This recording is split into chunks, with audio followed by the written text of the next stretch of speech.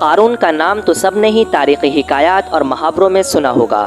اسے دنیا کا سب سے امیر ترین انسان کہا جاتا تھا۔ قارون کے خزانے کی چابیاں 300 اونٹوں پر لادی جاتی تھیں اور اس کے خزانے کی چابیاں اٹھانے کے لیے انسانوں کا ایک گروہ بھی تھا۔ تاریخ کا سب سے امیر انسان قارون تھا۔ قارون حضرت موسیٰ علیہ السلام کے چچا کا بیٹا تھا۔ قارون انتہائی خوبصورت، عقل مند اور نیک انسان تھا۔ بہت ہی شکیل اور خوبصورت ہونے کی وجہ سے لوگ قارون سے اور اس کے حسن و جمال سے متاثر ہو کر اسے منور کہا کرتے تھے۔ قارون جوانی میں بہت بااخلاق اور نیک تھا۔ قارون توریت کا بہت بڑا عالم دین بھی تھا۔ کیونکہ قارون کی پرورش حضرت موسیٰ علیہ السلام کے سائے میں ہوئی، اس لیے وہ کتاب توریت کا علم بھی رکھتا تھا اور اچھی آواز کا مالک تھا۔ وہ توریت کی تلاوت انتہائی خوبصورت آواز اور انتہائی دلکش انداز میں کرتا تھا۔ اسی وجہ سے لوگ اس کا بے حد ادب و احترام کیا کرتے تھے۔ قارون ابتدا میں حضرت موسیٰ علیہ السلام کے دین کا پیروکار تھا اور حضرت موسیٰ کے ساتھ ہی مصر کو چھوڑ کر سرزمین موعود کی طرف ہجرت کر آیا۔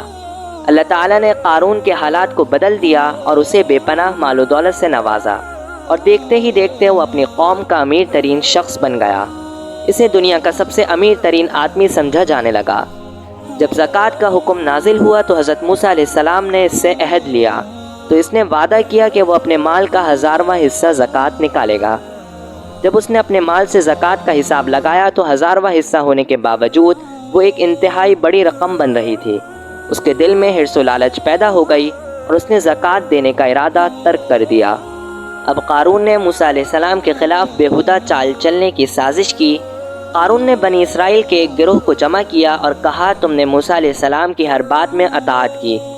جب اس نے دیکھا کہ تم ہر کام میں اس کی پیروی کر رہے ہو تو وہ اب تم سے تمہارا مال بھی چھیننا چاہتا ہے۔ بنی اسرائیل نے پوچھا، اب ہمیں کیا کرنا چاہیے؟ تو قارون نے کہا، بدکار فاحشہ عورت کو حاضر کرو۔ چنانچہ ایسا ہی کیا گیا۔ قارون نے عورت کو حکم دیا کہ میں بھرے مجمع میں کہوں گا کہ معاذ اللہ، حضرت موسیٰ علیہ السلام نے تیرے ساتھ زنا و بدکاری کی ہے۔ تم میری بات کی تائید کرنا اور رونا۔ اگر تو میری بات مانتی ہے تو میں تجھے مالا مال کر دوں گا۔ فاحشہ عورت راضی ہو گئی۔ قارون نے بنی اسرائیل کو جمع کیا اور حضرت موسیٰ علیہ السلام سے پوچھا، جو بھی زنا کرے حتیٰ کہ اس کی بیوی بھی ہو تو اس کی کیا سزا ہے؟ حضرت موسیٰ علیہ السلام فرمانے لگے، اس کی سزا یہی ہے کہ اسے سنسار کر دیا جائے یہاں تک کہ وہ مر جائے۔ قارون نے کہا، حتیٰ کہ یہ کام آپ نے ہی کیا ہو؟ حضرت موسیٰ علیہ السلام فرمانے لگے، خواہ وہ کوئی اور یا میں، اس کام کو انجام دینے والے کی یہی سزا ہے۔ قارون نے کہا، بنی اسرائیل یہ گمان کرتے ہیں کہ آپ نے ایک عورت سے زنا کیا ہے۔ حضرت موسیٰ علیہ السلام نے فرمایا، اس عورت کو میرے سامنے لاؤ۔ قارون نے اس عورت کو بلوایا۔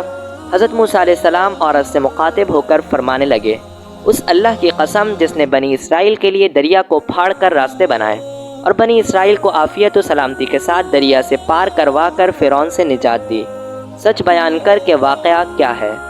حضرت موسیٰ علیہ السلام کے جلال اور اللہ کے حکم سے عورت نے سب لوگوں کے سامنے حقیقت بیان کر ڈالی اور کہا کہ قارون نے مجھے سب کے لیے آمادہ کیا اور میں لالچ میں آ گئی۔ اسی وقت حضرت موسیٰ علیہ السلام آبدیدہ ہو کر سجدہ شکر میں گر پڑے اور اللہ سے قارون پر قہر و غضب نازل کرنے کی بد دعا مانگی۔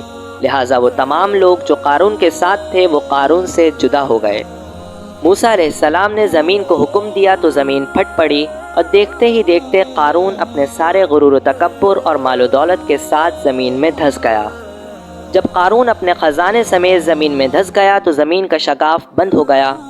قارون کا ذکر اللہ تعالی نے قرآن مجید میں نشان عبرت کے طور پر کیا اور اسے اور اس کے خزانے کو تمام انسانیت کے لیے عبرت کا نشان بنا دیا۔